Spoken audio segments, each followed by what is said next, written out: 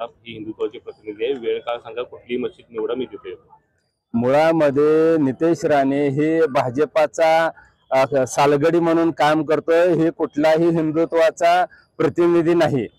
या नितेश राणेला आणि सत्ताधाऱ्यांना महापालिका जिल्हा परिषद निवडणुकीच्या तोंडावरती महाराष्ट्रात हिंदू आणि मुस्लिम जातीय तेढ निर्माण करून हिंदू आणि मुस्लिमांची डोके भडकवून यांना दंगल घडवायची आहे आणि त्याचा मलिदा खायचं काम करायचं आहे।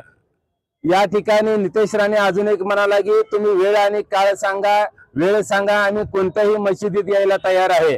मला नितेश राणेला सांगायचं आहे, अरे तुम्ही तिथे जाऊन काय ती झाडून काढणार आहे का, कचरा गोळा करणार आहे का, तुम्ही तिथे मस्जिदीत जाऊन काय करणार आहे? बरं तुम्हाला एवढा जर पुळका आलाय ना हिंदुत्वाचा, तुम्ही मग तिथं दर्ग्यामध्ये जाऊन चादर कशासाठी पांघरली, तुम्ही टोपी कशासाठी घातली? त्यावेळेस नितेश राणे तुम्ही मुसलमान समाज स्वीकारला होता का? तुम्ही मुसलमान समाज तुम्हाला त्यावेळेस प्यारा होता आणि आता तुम्हाला दुश्मन दिसतोय का? केवळ आणि केवळ जिल्हा परिषद महापालिका डोळ्यासमोर ठेवून सत्ताधाऱ्यांना या महाराष्ट्रात दंगल घडवायची आहे आणि नितेश राणे ही कुठलाही हिंदुत्वाचा प्रतिनिधी नाही। नितेश राणे हे हिंदुत्वाच्या नावावरती बाजार मांडलेला आहे। मंत्री नितेश राणे हे हिंदुत्वाच्या नावावर हिंदुत्वाच्या टाळूचं लोणी खाणारा बोका आहे। नितेश राणे आणि गोपीचंद पडळकर हे दोघे काहीतरी बरळतात आणि महाराष्ट्रामध्ये एक वेगळं वातावरण तयार होतं। मुख्यमंत्री म्हणतात की मुळात ही दोन्ही डोंबऱ्याची औलाद आहे। ही डोंबऱ्याचा खेळ भाजपवाल्यांनी चावी दिल्यावर ही अंगावरचे कपडे देखील काढून नाचकाम करते ते।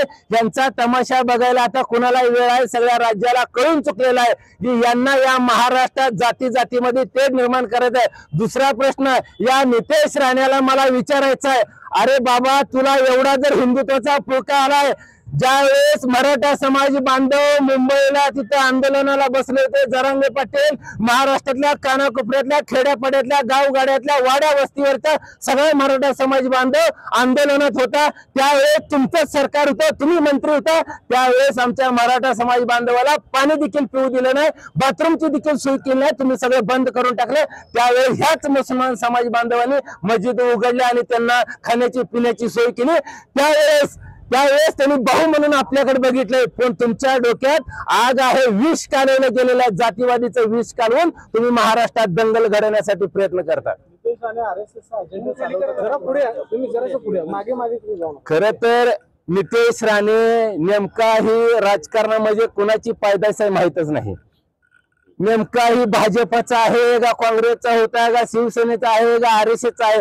हीच नितेश राणे त्या हाफ चड्डीवाल्यांना शिव्या घालत होता। मी मगाशी त्यांचा व्हिडिओ बघितला। आता त्या RSSला ज्या RSSला नितेश राणे मंत्री शिव्या घालत होता, त्या RSSला हे नितेश राणे आता चालतोय का?